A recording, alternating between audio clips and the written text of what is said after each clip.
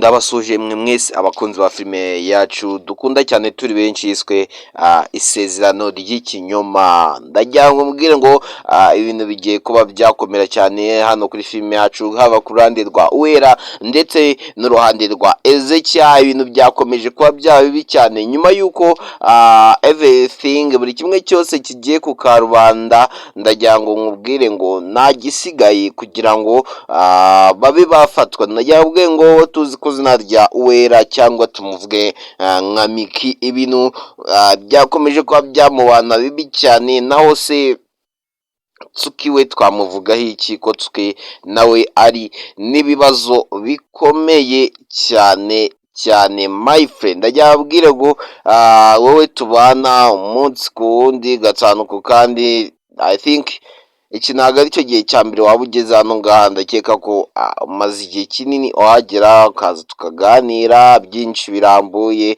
ariko kuri uyu munsi wa none ndagira ngo nkubwire ngo ari igihe kiba gitandukanye n'ibindi twagiye tubona, kuko my friend ndagira abwire ngo hano kuri filime yacu yiswe isezerano ry'ikinyoma, murabizi ko muri rurarwo nta muntu w'inshuti twagiye tubona byinshi.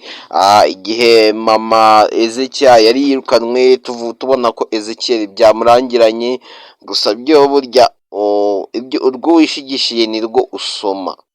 Umusuru washigishe niwe ugomba kunywaho, kuko ntabwo wajya kunywa ku wundi musuru kandi hari uwashigishe. Impamvu mvuze ibi ngibi ni iyi: Ezekiel ibi ngibi biri kuba, ndakeka ko ari we wabyikururiye. Buri kimwe cyose kiri kumubaho niwe wakikururiye. Icyo rero bavuga ati urwishigishiye ararusoma. Niba ari we wabyikururiye, hama hamwe wumve, burya ngo ibyo wikururiye nibyo bikuzira. Ntabwo hakuzira ibintu utikururiye my friend. Nicyo kintu nakubwira cyo, kuko hano kuri filime yacu ndagira ngo nkubwire ngo ibi ni ibibazo gusa.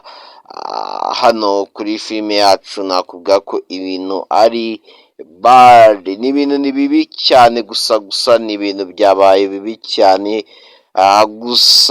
gusa birenze urwego twebwe twabitekerezagamo.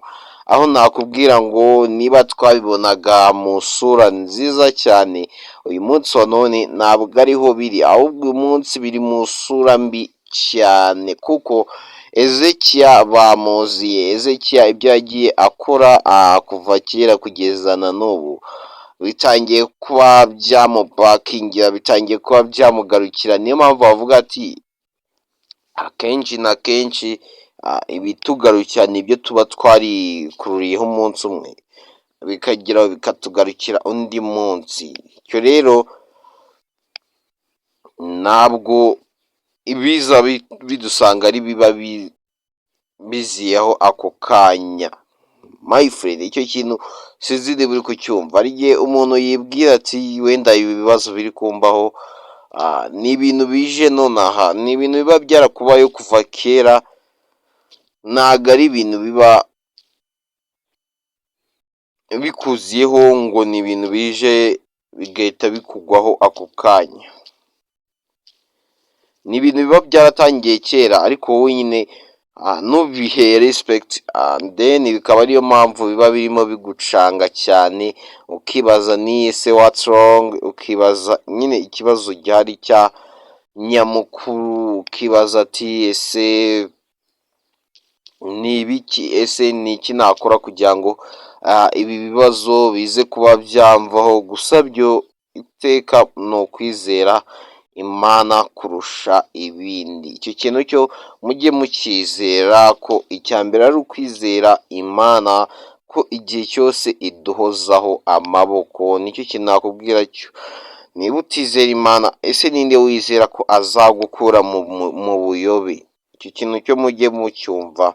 Mwizere ko Imana ariyo ishoboye byose, ariyo ishoboye, ariyo mugenga. God is supreme. Sinzi niba utabizi, Imana niyo byose, kandi sinzi ko mu iyi si hariho umuntu waba utizera Imana, kuko ndakeka ko umuntu wese uri mu by'Imana aba atari mu muyobe w'iby'isi, aba atari mu muyobe, aba atari mu mwijima, w'ibi biturangaza umunsi ku wundi, kuko niba Uwera yagiye ashukwa na Ezekiya inshuro nyinshi zigiye zitandukanye, kuri uyu munsi wa none turi kumubona, sinzi impamvu. Ariko icyo nakubwira cyo, niba ari ubwa mbere ugeze hano, kanda kubita subscribe maze dukomeze turebe filime yacu, kuko hari byinshi tugiye kuba twareba hano kuri filime yacu, kugira ngo filime ibe yagera ku musozo.